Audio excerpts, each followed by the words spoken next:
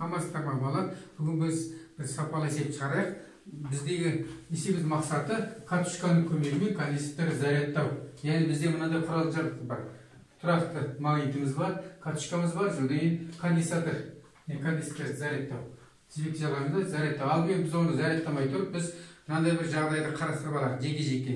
Яғни біз магнитті аламыз, катушканың қарта төмен үзікшісіне қарата құлатамыз. Ол тұрақты магнит мынада кіретте, одан қарата шығады. Осы жағдайды қарастыруымыз керек. Бірінші, біз төмен қарата құлап, кіріп шыққан жағдайды қарастырайық. Жеке-жеке қарастырмасақ, олай болмайды. Алдымен солтүстік полюсын алайық. Солтүстік полюсын алған кезде әр уақытта мына катушкада индукциялық ток пайда болады. Индукциялық ток ол әр уақытта біздің қозғалысымызға қарсы энергия сақталу заңы бойынша қарсы бағыт алады. Индукциялық токтың бағытын анықтап алайық. Бұл жақта солтүстік болсын, яғни міндетті түрде онда мынада магнит өрісі пайда болады да, магнит өрісі катушкада, онда мына жоғары жағы солтүстік болады да, төменгі жағы оңтүстік болады. Яғни солтүстік дегеніміз бағытын көрсетіп тұр. Яғни онда магнит бағытымен, индукциялық токта магнит векторымен, магнит векторының бағытымен тұрақты магнит векторы қарама-қарсы бағытталған. Енді осыны пайдалана отырып, оң бұрандаресін пайдалансақ баларыны жоғары қарата бағыттасақ, сонда көрініп тұр. Енді тағы бір тәсіл бар екен, бүгін көрсетіп қойын балар, оң қол ережесі. Оң қол ережесі қалай екен? Біз өзіміздің саусақты индукциялық вектордың бағытымен бағыттасақ, ал төр саусақ сонда индукциялық токтың бағытын көрсетеді екен. Бұнда олар біліп алғандарын дұрыс болады. Сонымен индукциялық токтың бағытын көрсеттік. Галванометрге қосып қойдық. Галванометрге қосқан кезде сіліккен бағытты бір жаққа ауытқы деп есептейік. Енді олар екінші жағдайды қарастырайық. Екінші жағдайда ол біздің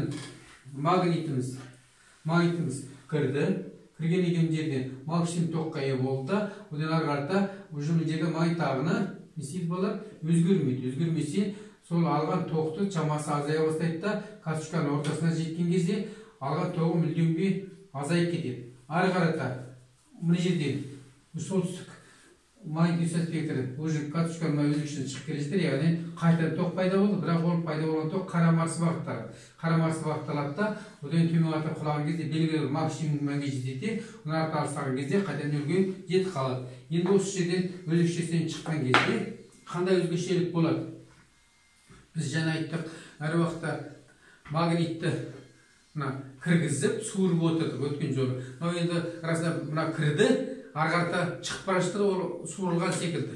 Сонда екі жағдай болып тұр. Бірінші жағдай ток сағатымен бағытталса, екінші жағдай қарама-қарсы бағытталады. Неге? Өйткені бұл алыстап барады, алыстап барған кезде әр уақытта индукциялық ток пайда болады. Ол индукциялық ток бізге қозғалысымызға қарсы біз төмен қарата қозғалып бара жатырмыз, ал индукциялық ток оны жоғары қарата бағыттайды. Жоғары бағыттайды.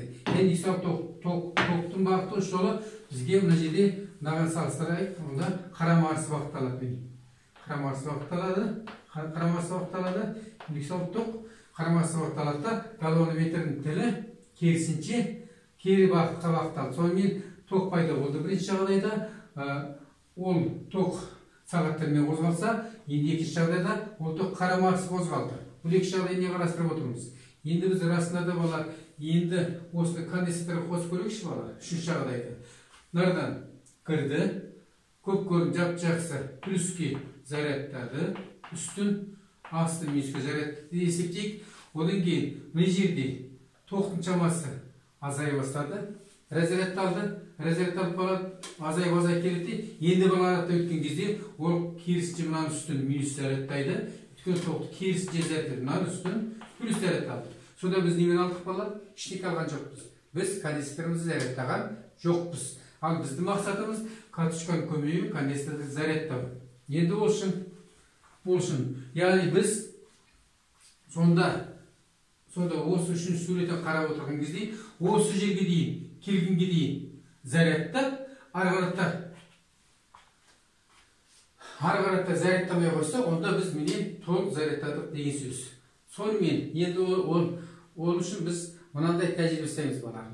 Онда да олай істеуге болады екен. Яғни біз міне карточканы орам санын аламыз да мына карточканың үстіне жіңішке сым байлап қоямыз. Оны байлап қоямыз да оны аламыз да конденсаторға жалғаймыз. Конденсаторға жалғаймыз да екінші үшін карточканы екінші үшіне жалғадық. Енді не істедік? Төмен қарақта магнит құлап келе жатыр. Құлап келе шыққан кезде, құлап келе шыққанда және индукциялық тоқ пайда болды. Ол индукциялық тоғымыз не істеді балалар?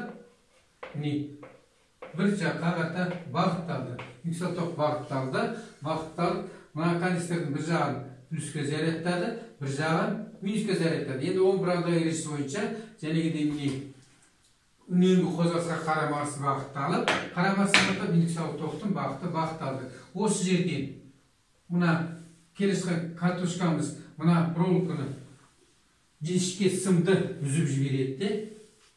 Үзіп жіберген кезде мына қарадар болады, тізбек үзіліп қалды.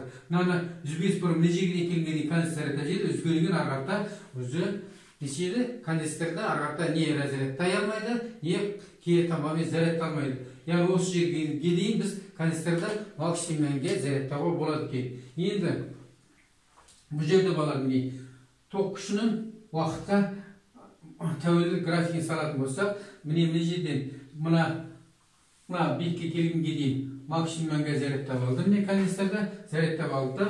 Ал арқарта төмен қатып мынадан өзікшісіне келіп, мына карточканың ортасына да келгенге дейін ол не істеді балалар? Тоқ шамасы азайды. Тура ортасына келген кезде нөлге келді. Ары қарата жәнегі айтқандай мен мына жерден уже магнитудың вектордың күштіктері ақырын шығып келе жатыр балалар.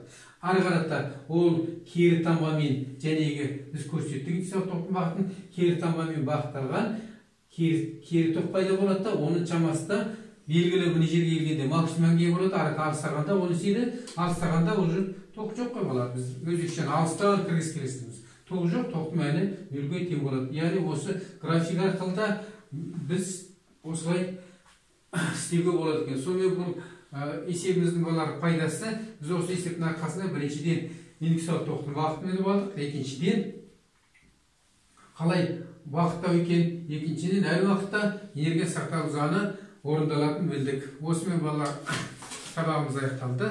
Қош сау болыңдар.